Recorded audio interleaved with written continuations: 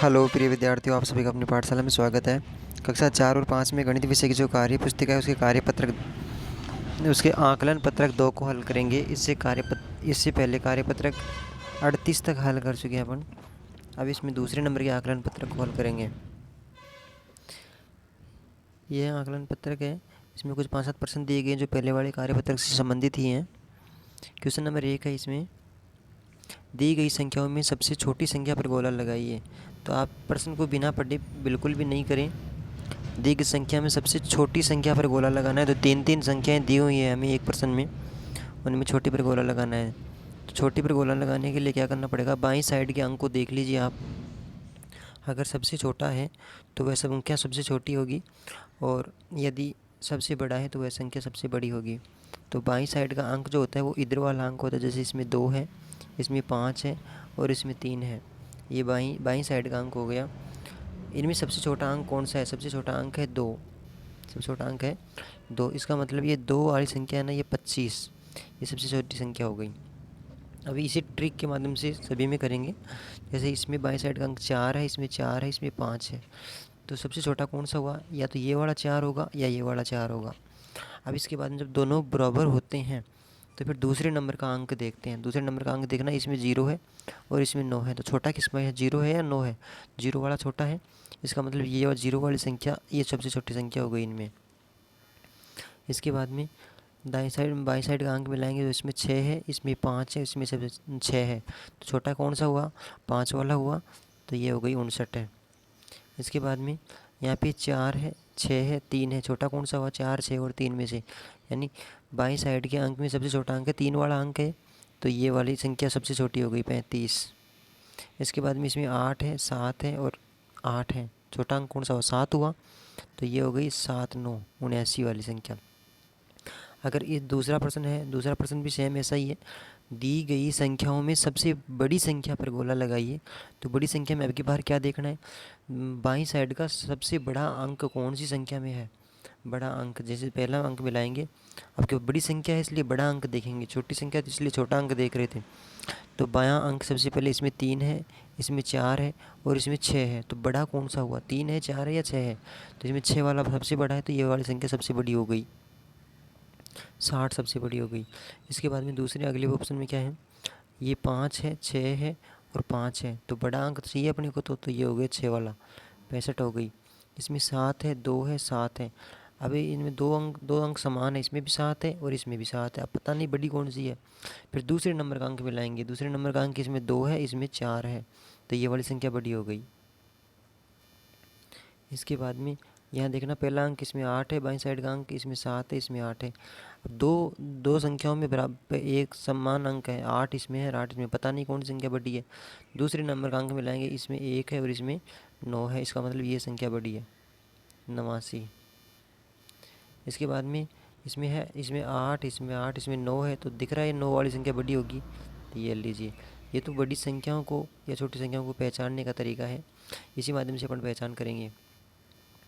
अगला है, दी गई संख्याओं को बढ़ते क्रम में लिखिए। बढ़ते क्रम का मतलब होता है आरोही क्रम में लिखना। और आरोही क्रम वो होता है जैसे 1, फिर उससे बड़ा 2, फिर उससे बड़ा 3, उससे बड़ा 4, उससे बड़ा 5, ऐसे। मतलब बढ़ते क्रम में संख्याएं लिख सकते हैं, आगे पीछे भी हो सकती हैं ये, यानी सीधी गिनती के तौर पर। तो अब इसमें बढ़ता क्रम होता है जिसमें पहले कौन सी संख्या है, सबसे छोटी संख्या पहले आई, फिर उससे बड़ी आई, फिर उससे बड़ी, फिर उससे बड़ी, फिर उससे बड़ी। इस प्रकार से संख्याएँ अपनी चलती रहेंगी। तो सबसे छोटी संख्या पहले आती है। अब आपके सामने 1, 2, 3, 4, 5 संख्याएँ लिखी हुई। इन 5 में सबसे छोटी संख्या कौन सी है? 5 में सबसे छोटी संख्या है वही है। तो ऊपर अपन सबसे छोटी संख्या पहचानने का तरीका देखा था कि बायां अंक सबसे छोटा किस में है। तो बायां अंक सबसे छोटा इसमें 1 है, बाकी में सब में 2 है, 4 है, 8 है, इस प्रकार से है। तो सबसे छोटी संख्या हो गई 19। तो 19 को पहले नंबर पे लिख दिया। अब आप एक काम कर लीजिए, 19 तो लिख ही दिया था इसलिए 19 को तो एक बार हटा दीजिए पेंसिल से। अब कितनी संख्याएँ बच गई? पीछे बच गई 4 संख्याएँ। अब 4 संख्याओं में सबसे छोटी संख्या कौन सी है? तो इसमें 2 है, इसमें 8 है, 5 और 6 है पहला अंक। तो ये 2 वाली संख्या यानी 25। तो ये लिख दिया इसमें 25। अब आप 25 को भी पेंसिल से हटा दीजिए एक बार। अब आपके पास में 3 संख्याएँ बच गई। अब 3 संख्याओं में सबसे छोटी संख्या कौन सी है? 85 वाली है, 58 वाली है, 46 वाली है। तो इसमें है 46 वाली, क्योंकि इसका पहला अंक 8 है, इसका पहला अंक 5 है और इसका पहला अंक बाईं साइड का अंक 4 है, तो यही छोटी है, तो लिख देंगे 46। इसको भी हटा दीजिए। अब बच गई पीछे दो संख्या, दो में छोटी कौन सी है? दो में 5 और 8 वाली छोटी है, ये लीजिए। और अब 5 और 8 को बैठा दीजिए, कौन सी बच गई? 85 बच गई, 85 बच गई, ये लीजिए। अभी आपने छोटे से बड़े क्रम में लिख दिया, यानी संख्याओं को बढ़ते क्रम में लिख दिया। कैसे बढ़ते क्रम में कैसे लिखा है? जैसे 19, फिर उससे बड़ा लिखा 25, फिर उससे बड़ा 46, फिर उससे बड़ा 58, फिर उससे बड़ा 85, इस प्रकार से बढ़ते क्रम में लिख दिया। इस बढ़ते क्रम को आरोही क्रम बोलते हैं। अब आपने पेंसिल से इनको कट किया था, अब आप इनको रबड़ से मिटा भी सकते हैं ताकि ये ख़राब नहीं दिखे। वो अपने को समझने के लिए कट किया था अपन ने, ताकि गलत न हो। अब दूसरा प्रश्न भी इसी प्रकार से करेंगे। इसमें सबसे छोटी संख्या कौन सी होगी? तो पहला अंक मिलाएंगे बाएं साइड का, इसमें 2 है, इसमें 8 है, 6 है, 5 है, 4 है, तो सबसे छोटा कौन सा हुआ? 2 वाला हुआ, तो 24 लिख देंगे इसमें। अब आप इसको हटा दीजिए ताकि आपको ये पता रहे कि भाई हाँ, अब चार संख्याओं में से छांटना है। अब चार संख्याओं में सबसे छोटा अंक कौन सा है? इसका देखना, बायां अंक 8 है, 6 है, 5 है, 7 है, तो 5 वाला सबसे छोटा होगा, तो लिखिए आप 5 वाला है 52। इसको भी हटा दीजिए। अब बच गए तीन तीन अंक। अब इनमें छोटा कौन सा है? 8, 6, 7, तो 6 वाला छोटा होगा, तो ये लिख दीजिए 6 वाला है 64 है। अब इस 6 वाले को भी हटा दीजिए। ठीक है, अब बच गए दो संख्याएं बच गई, तो ये 7 और 9 वाली छोटी है, तो 7 और 9 वाली 79। ठीक है, और इसके बाद में लास्ट में से 79 को भी हटा दिया। अब लास्ट में बच गई 81, ये लीजिए, तो ये हो गया तैयार। अब आप इसको पेंसिल को मिटा दीजिए। मैं इसको धीरे इसलिए बना रहा हूँ कि एक बार आप सीख जाओगे ना, तो फिर आपकी समस्या नहीं रहेगी। इसके बाद में क्वेश्चन नंबर 4 है, दी गई संख्याओं को घटते क्रम में लिखिए। अब घटते क्रम में लिखना हो तो इसका उल्टा, ऊपर वाले का उल्टा लिखते हैं, यानी पहले बड़ी संख्या लिखेंगे, सबसे बड़ी संख्या। तो इन संख्याओं में सबसे बड़ी संख्या छांटना आप समझ गए हो कि बाईं साइड का सबसे बड़ा अंक इसमें 8 है, तो ये तो यहाँ से लिख दिया। अब इसके बाद इसको हटा दिया। अब बच गई भी ये चार संख्या, उनमें सबसे बड़ी संख्या है 7 और 2, 7 और 2। अभी 7 और 2 को भी हटा दिया। अब बच गए तीन संख्याएँ, तीन संख्याओं में सबसे बड़ी संख्या है ये 6 और 2, 62 वाली, 6 और 2 62 वाली। अब बच गए दो संख्याएँ, उनमें सबसे बड़ी संख्या कौन सी है? 5 और 9, 5 और 9। और लास्ट में कौन सी बचेगी? 31। अब ये हो गया घटता क्रम। घटता क्रम कैसे? जैसे ये यहाँ पे 83 थी, फिर उससे छोटी संख्या आई 72, फिर उससे छोटी 62, फिर उससे छोटी 59, और लास्ट में सबसे छोटी आई 31। तो इसको अवरोही क्रम भी बोलते हैं या घटता क्रम भी बोलते हैं। इसके बाद में आएगा नीचे वाले में सबसे बड़ी संख्या पहले लिखेंगे, तो इसमें 80 हो गया सबसे बड़ी संख्या, फिर 80 को हटा दिया, फिर क्या बचेगा इसमें? 63 है, 6 और 3, फिर 63 को भी बैठा दिया। इसके बाद में अब तीन बच गई संख्या, उनमें सबसे बड़ी संख्या है 41, फिर 41 को बैठा दीजिए। अब दो बच गई, उनमें सबसे बड़ी संख्या कौन सी दोनों में से? 37। अब 37 को बैठा दीजिए, लास्ट में बच गई 27। अब जो पेंसिल से आपने इसको किया, इसको हटा दीजिए ताकि ये बुरा भी नहीं लगेगा, ये लीजिए। इस प्रकार अपन का ये क्वेश्चन भी पूरा हो गया आरोही अवरोही क्रम में। अब एक और है स्थानीय मान। क्वेश्चन नंबर 5 है स्थानीय मान का। 6 और 7 में 6 का स्थानीय मान क्या होगा? तो सही शब्दों में तरीका याद ध्यान रखें। इकाई के अंक पर, इकाई के स्थान पे जो अंक होता है तो उसका स्थानीय मान वही होता है, और दहाई के स्थान पर होगा तो उसको 10 से गुणा करेंगे। जैसे मान लीजिए ये 6 है, तो 6 को 6 ही लिख दीजिए, और 6 के इस साइड में कितने अंक हैं? एक अंक है यहाँ पे 7, तो एक ज़ीरो लगा दिया। अब जैसे 7 और 9 में 7 का स्थानीय मान क्या है? तो 7 का तो 7 ही लिख दीजिए, और इस साइड में कितने अंक हैं? एक अंक है, ये 9 लिखा हुआ है ना, तो एक ज़ीरो लगा दिया।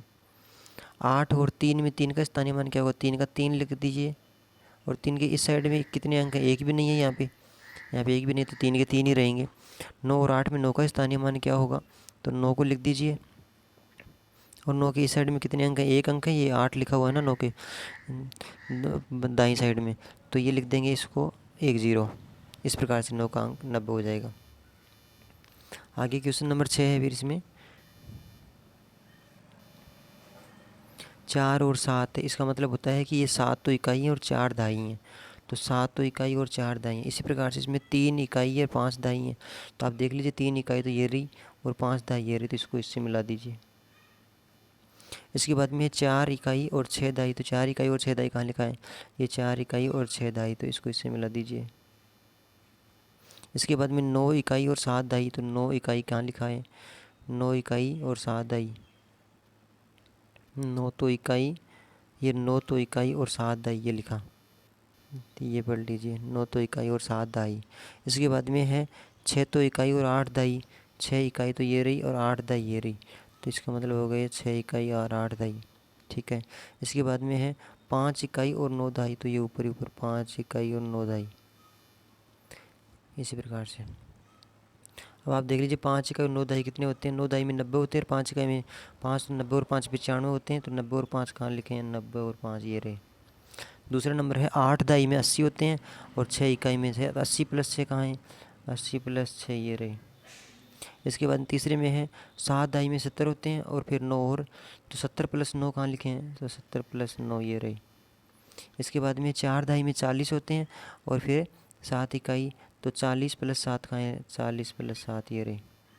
इसके बाद में 6 दाई और 4 इकाई, तो 6 दाई में कितने होते हैं, 60 और 4, 60 प्लस 4,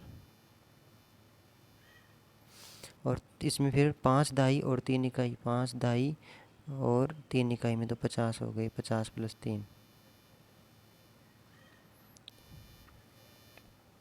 ये होगा। इस प्रकार से ये अपना आकलन पत्रक था दूसरे नंबर का, ये कंप्लीट हो गया है। समझ में नहीं आया हो तो एक बार रिपीट कर लीजिए, उसके बाद में नोट करें, तभी सही तरीके समझ में आएगा। अगले वाली वीडियो में फिर मिलेंगे, तब तक के लिए बहुत बहुत धन्यवाद।